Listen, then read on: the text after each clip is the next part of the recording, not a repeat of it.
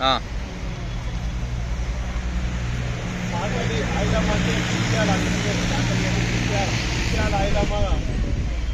ఎన్నో వర్ధంతి అంటే 39వ వర్ధంతి. 39 సంవత్సరాల క్రితం ఆమె అనారోగ్యంతో వరంగల్ జిల్లా జనగామ, ఇప్పుడు జనగామ జిల్లా అయింది. దాని పక్కబట్టి రాయపర్తి మండలం పాలకూరులో మరి అక్కడ ఆమె పుట్టిన ఊరు. మరి ఆమె జన్మించి ఇప్పుడు సెప్టెంబర్ 20వ తారీఖున ఆమె పుట్టినరోజు ఇదే నెల. చనిపోయిన రోజు ఈరోజు 10 తారీఖు సెప్టెంబర్ 10. అంటే ఈ సెప్టెంబర్ 10కి ప్రాముఖ్యత ఉన్నది ఒకటి.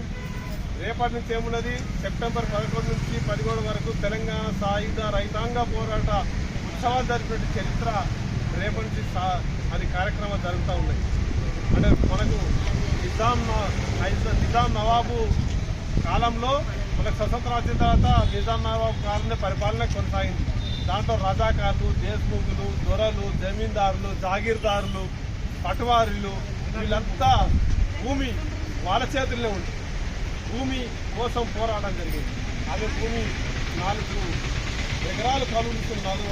4 ఎకరాల భూమి ఒక దొర, విష్ణు దొర రామచంద్రుడు ఆయన ఆధునలు ఉంటే 4 ఎకరాలు కౌలు తీసుకొని పంట పండిస్తే ఆ పంట పండిన తర్వాత పండించుకునే హక్కు లేకుండా, తీసుకునే హక్కు లేకుండా మళ్ళీ దొరక ఇవ్వాలా, వాళ్ళు ఇచ్చిన గాతం వేసి ఇస్తే ఎంతో ఎన్ని కుంచాలు కొన్ని కుంచాలు తీసుకోవాలన్నది అప్పుడు రోజులలో ఉండే.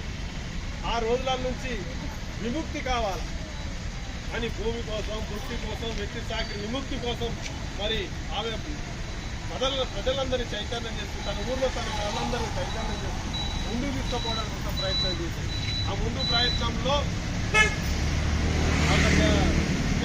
తెగ ఏంటంటే అప్పుడు భీమిరెడ్డి నరసింహారెడ్డి అదే ప్రాంతంలో కమ్యూనిస్ట్ పార్టీని ఏర్పాటు చేసింది. కమ్యూనిస్ట్ పార్టీ తన ఇల్లునే కమ్యూనిస్ట్ పార్టీకి ఇక్కడ ఇల్లు దారం లేకుండా ఏదో చెట్ల కింద కింద గుట్టల కింద పరిస్థితుంటే ఆమె ఇల్లునే సిపిఐగా పార్టీకి ఇల్లు ఇచ్చి మరి కార్యక్రమాలు నడిపించి కొనసాగించి ఆమెకు 3 కొడుకులు, 2 బిడ్డలు. తన భర్తను చిత్రహింసలు పెట్టింది. మన కొడుకులు ఎంపీలు గడ్డాంలలో కొట్టి చంపి, గడ్డాంలలో కాలబెట్టిండ్లు, తుపాకుతులు కొట్టి చంపిళ్ళు. సైన్యాన్ని రజాకార్ల సైన్యం అనేది ఉండే ఆ రజాకార్ల సైన్యంతో మరి చిత్రహింస చేసి చంపినా కూడా నా సంఘం పిలిపించింది అని కొంగు నడుగు చుట్టి ఆమె ఇచ్చిన రసీదును మన ముడికట్టుకొని కొంగు నడుగు చుట్టుకొని మరి పోరాటానికి ముందుకు సాగింది సాకలైలా. మరి అట్లాంటి రోజు అప్పుడు వెట్టి చాకిరికి విముక్తి పోరాటం జరిగింది.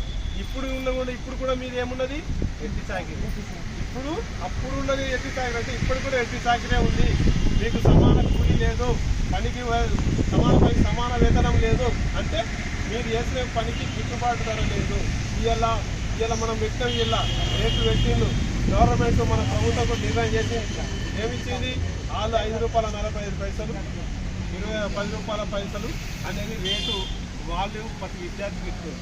మరి అన్ని లెక్క చేసినాం, ఎన్ని గ్రాములు ఉప్పు, పప్పు, నూనె, వంట గ్యాసు, మరి ఇవన్నీ కోడిగుడ్లు అన్ని లెక్క చేస్తే కింద ₹20 చిల్లర ఉంటుంది. ఒక విద్యార్థికి పడుతుంది. నెట్ ఛార్జీ ₹20 పడుతుంది. అంటే మనం వెట్టి చాకిరీ చేసినట్టే కదా.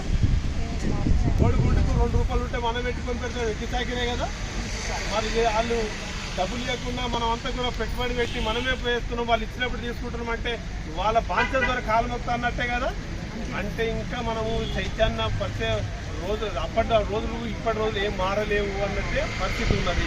అందుకే ఆమె పోరాటం ముందు చుట్టి గుర్తులు పట్టింది, కొంగు నడుగు చుట్టింది, కారం నీళ్ళని కళ్ళలా జల్లి రౌడీలను, గుండాలను కూడా ఎదిరించి పోరాటం చేసి ఆ ఊర్లకు చైతన్యం చేసిన చరిత్ర ఆమె చైతన్యమైంది. తర్వాత తెలంగాణ సాయుధ పోరాటానికి ఆమె విముక్తయింది. భూములు పంచీలు 10 లక్షల భూమి పంచీలు, 5,000 గ్రామాలు విముక్తయినాయి.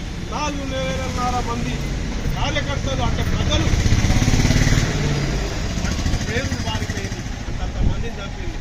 అప్పటి వరకు కూడా ఇంకా మన తెలంగాణ మన చేతులకు రాలేదు. మన భూమి లేదు మన చేతిలో, మనం పండించే పరిస్థితి లేకుంటే, మన భూమి లేకుంటే, మనకు హక్కు లేకుంటే, మనకి ఎత్తి సాగి చేసే రోజుల నుంచి విముక్తి కావాలని తెలంగాణ సాయుధ పోరాటం పిలిపిస్తే నైజాం సర్కార్ అప్పుడు నిజాం నవాబు వెంటనే లొంగిపోయి హైదరాబాద్ను విలీనం చేసేందుకు తెలంగాణలో మీరు మరి ఏర్పడని చెప్పి సర్దార్ వల్లభాయ్ పటేల్ అక్కడ హోమ్ మినిస్టర్ హైదరాబాద్ రప్పించి వెంటనే విలీనం చేస్తే సెప్టెంబర్ 15వ తారీఖు విలీనం. మరి అట్లాంటి పరిస్థితులలో మనం తెలంగాణ సాధించుకున్నాం. తెలంగాణ సాయుధ పోరాటం జరిగింది. రైతులు కూలీలు ఒకటైన పంట భూములు దున్నేవాడికి భూమి ఉండాలా, గీసేవాడికి మరి చెట్టు ఉండాలని చెప్పి నినాదాలు చేస్తూ ఆ భూమిని ప్రతి ఒక్క ఎన్ని ఎకరాలు ఉంటారు, 2 ఎకరాలు ఉంటారు, మనిషికి ఒక 2 ఎకరాలు 5 ఎకరాలు ఇట్లా ఎంత ఉండాలో ప్రతి భూమి పేదవాడికి ఉండాలా.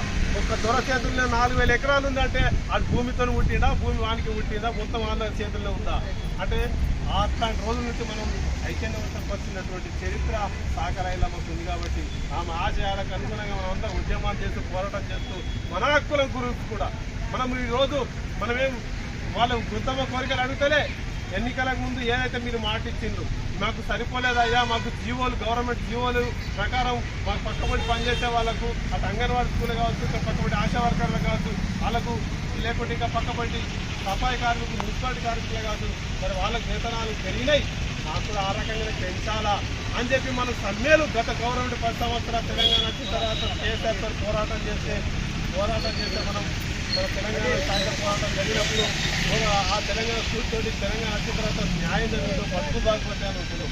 కానీ ఆ పోయిన సంవత్సరం పోయిన 10 ఏళ్లలో 1000 నుంచి 2000 రూపాయలు పోరాటం చేసి సమ్మె 22 రోజులు సమ్మె చేస్తే మనకు ఆ 2000 ఇవ్వడానికి కోసం మళ్ళా 6 నెలలు పట్టి వాళ్ళు ఇచ్చిన మాట అమలు చేయడానికి, అంటే వాళ్ళు ఇచ్చిన మాట అప్పుడు అమలు చేయడానికి కోసం మనం 22 రోజులు సమ్మె చేసినాం.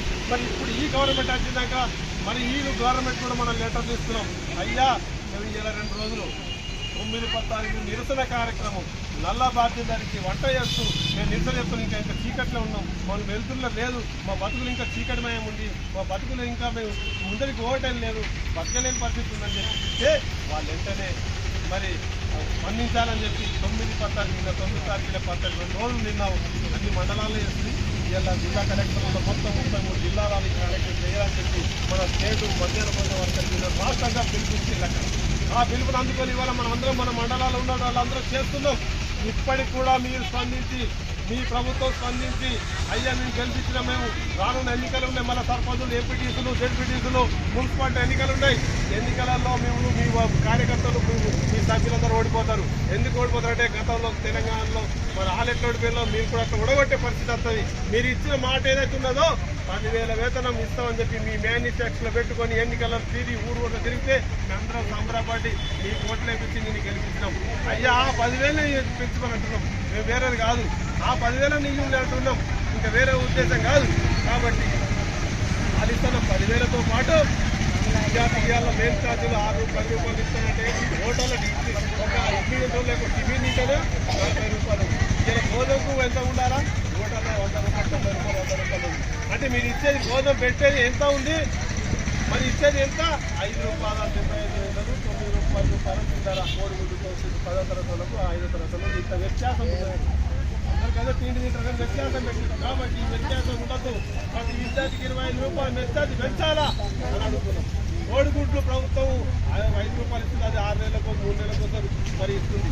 6 నెలలకు 3 నెలలకు ఇస్తే కాదు, మాకు మీరే ప్రభుత్వం సరఫరా చేయండి, లేదా కోడిగుడ్డు మార్కెట్లో ఏ ధరలు ఉంటే ఆ ధరల ప్రకారం 7 రూపాయలు ఉంటే 7 రూపాయలు, 8 ఉంటే 8 ఎంత ఉంటే అంత మీరే మరి ఆ లెక్క హిసాబ్ ప్రకారం కట్టివ్వాలని చెప్పి మనం డిమాండ్ చేసి మరి అడుగుతున్నాం. లేదంటే సరఫరా చేయలేం, వారానికి 3 కోడిగుడ్లు పెట్టమని మనం ఇబ్బంది పెడతా ఉన్నారు. న్యాయమైన అన్నం పెట్టమంటున్నారు, పౌష్టికాహారం అంటున్నారు, విద్యార్థులు మంచి కూడా ఇస్తారు. మన నాయకులు మాట్లాడి మన వయసు సరస్వతంగా మాట్లాడిళ్ళు, చాలా విషయాలు మాట్లాడేళ్ళు. ఎందుకంటే మనం కూడా గతంలో ఇవన్నీ మాట్లాడుకునే ఇన్నే, కానీ అవి అప్పటికి ఇప్పటికీ ఏం కూడా మారలేదు, మార్పు రాలేదు. కాబట్టి మార్పు రావాలంటే మనం ఉద్యమం, చైతన్యం, పోరాటం దారులు సాధించుకోవాలి. కాబట్టి ఈ రోజు ఈ 10 తారీఖు రోజు మరి తెలంగాణ రాష్ట్ర వ్యాప్తంగా ఇస్తున్న నోటీసులు ఉన్నాయి. మనకి గ్యాస్ పెంచాలా, పని ఇవ్వాలా, పని భద్రత కల్పించాలా, బియ్యం సౌకర్యం ఇస్తాడు లేవు అవన్నీ కూడా కల్పించాలా. ఇవన్నీ సమస్యల నుంచి కొట్లాడుతూ ముందుకు పోతూ ఉంటే మళ్ళా గుదిబండ లెక్క మనం బండ వేసి మనం ఇంకో సాగు దెబ్బతీయాలనే ప్రయత్నంలో ప్రైవేటీకరణ చేస్తారు. ఎంతకు చెప్పింది కదా మనం హరేకృష్ణ హరే రామ అనే ఫౌండేషన్ వాళ్ళు, సంస్థ వాళ్ళు, అక్షయ పాత్ర వాళ్ళు, అమ్మ క్యాంటీన్ వాళ్ళు, ఇంకా రకరకాల ప్రైవేట్ సంస్థలు ఉన్నాయి. ఆ ప్రైవేట్ సంస్థ వాళ్లకు ఈ క్యాంటీన్ కొడంగల్లో రేవంత్ రెడ్డి కొడంగల్ నియోజకవర్గం గెలిచింది కదా, అక్కడ